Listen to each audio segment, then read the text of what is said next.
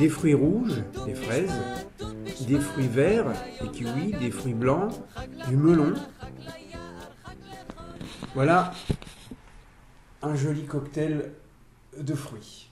Non, vous n'êtes pas sur une chaîne de cuisine, vous êtes bien avec Philippe Haddad.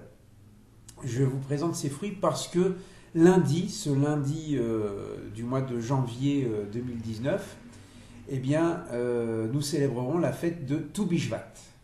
Tu B'Shvat, ça ne vient pas de Shakespeare, to be or not to be Shvat, mais ça signifie le 15 du mois de Shvat. Le milieu du mois, donc la pleine lune. Et il se trouve que selon notre calendrier, cette date correspond au nouvel an des arbres. Rosh Hashanah, l'Aïlanot, selon un texte de la Mishnah, au début du traité de Rosh Hashanah, où il est dit qu'il y a plusieurs Rosh Hashanah, il y a plusieurs nouvel an dans le calendrier d'Israël, dont le nouvel an des arbres. C'est-à-dire, l'homme est jugé en quelque sorte à Rosh Hashanah, là on sonne le chauffard, le premier Tishri, mais d'une certaine manière, la nourriture de l'homme, et la première nourriture de l'homme, c'est le fruit. Adam et Ève, selon la Bible, étaient frugivores. Eh bien, la nourriture, en quelque sorte, est jugée, et donc les arbres, qui va vivre, qui va mourir, qui va donner des fruits, qui va être coupé, exactement comme on le dit pour l'homme et pour l'humanité, pour les peuples, le jour de Rosh Hashanah. Alors, beaucoup de choses à dire sur ce Tu B'Shvat. C'est d'abord une fête écologique, il faut le rappeler. Mais je voulais vous parler tout particulièrement dans cette vidéo de l'arbre. L'arbre. On dit, il y a deux termes pour dire arbre. Il y a le Etz, qui est l'arbre planté, et Ilan, qui est l'arbre qui est transplanté, qui est déplacé. Et on connaît des arbres célèbres, notamment l'arbre de la connaissance du bien et du mal, l'arbre de la vie. Mais je voudrais proposer une lecture pour montrer la place de l'arbre dans la tradition d'Israël, parce que l'arbre apparaît de façon récurrente dans toute la Bible, pas seulement la Torah. Et par exemple, dans le premier psaume, il est dit « Heureux l'homme qui ne marche pas selon la voie des méchants, mais qui médite la parole de Dieu. » Et après, il y a une comparaison. À quoi ? À l'arbre. Le juste est comparé à un arbre fruitier planté près des cours d'eau et qui donne son fruit en son temps. Alors que les méchants ne sont pas comparés à un arbre, mais plutôt à du chaume, à de la paille, qui est livré au vent, qui n'a pas de racines, qui n'a pas d'avenir, qui n'a pas de fruits.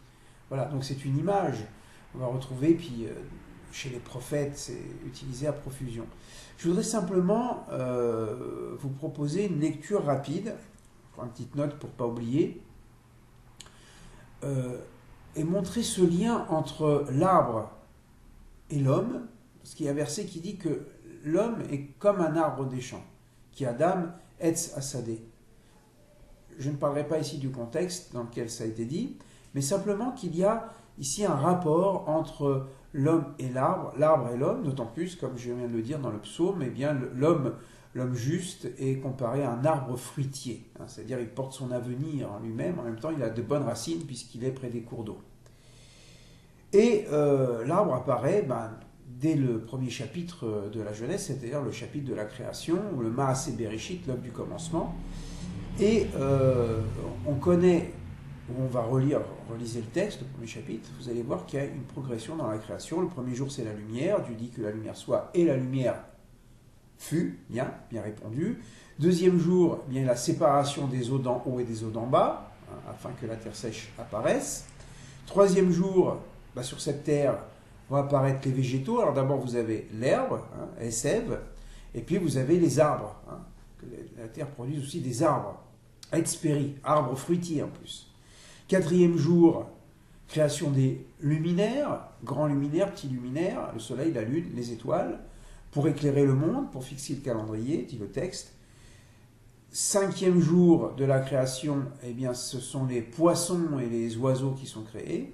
Et sixième jour, les animaux terrestres et l'homme. Alors bien sûr, je ne rentre pas ici, j'ai déjà parlé que c'est une manière de s'exprimer. Il y a 6 jours, c'est pas 6 fois 24 heures, c'est la manière dont la Torah nous parle de cet ordonnancement, de cette mise en ordre du monde, comme l'explique d'ailleurs Rashi au début de son commentaire sur la Genèse.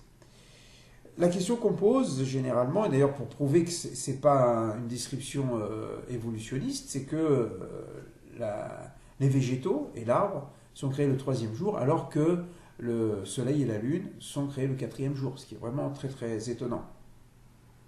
Et on pourrait imaginer que d'abord le cosmos est créé, puis ensuite il y a une planète, qui s'appelle la planète Terre, et ensuite sur cette planète il y a de l'eau, puis ensuite l'eau diminue, l'apparition de la terre sèche, et puis petit à petit les formes de vie, dont l'arbre. Et c'est la raison pour laquelle je pense que ce texte n'est pas un texte à caractère évolutionniste, mais il veut nous apprendre autre chose. Et je vous propose de prendre une feuille de papier et d'écrire les différents éléments de la création, mais en 2 colonnes. Sur la première colonne, vous allez marquer lumière du 1er jour. En dessous, vous allez écrire séparation des eaux d'en haut et des eaux d'en bas. 3e jour, vous allez écrire les végétaux et l'arbre. Et là, vous allez passer en face de ce trait vertical que vous avez tracé. Et face à la lumière, vous allez marquer les luminaires. Face à la séparation des eaux d'en haut et d'en bas, vous marquerez poissons et oiseaux. Et face végétaux et arbres, vous marquerez les animaux terrestres et l'homme. Et qu'est-ce que vous voyez là? Vous remarquez qu'il y a une correspondance. Le 1er jour correspond au 4e jour, le 2e jour correspond au 5e jour, le 3e jour correspond au 6e jour.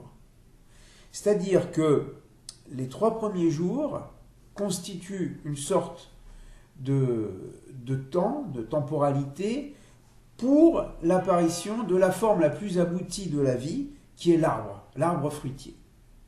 Et dans la 2e séquence, donc il y a 2 séquençages, la première séquence, lumière, séparation des eaux et végétaux jusqu'à l'arbre fruitier.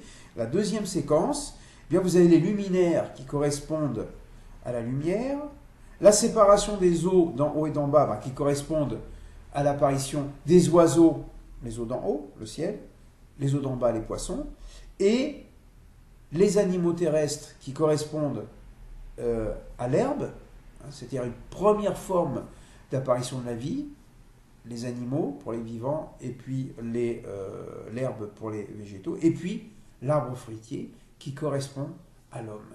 Donc, la proposition de lecture, ce n'est pas une lecture évolutionniste.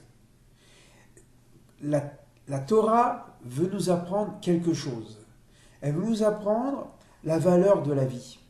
À travers ce séquençage qui va jusqu'à l'arbre de vie, l'homme est mis en parallèle. Autrement dit, l'arbre est au végétal ce que l'homme est à l'animal. Une forme d'aboutissement.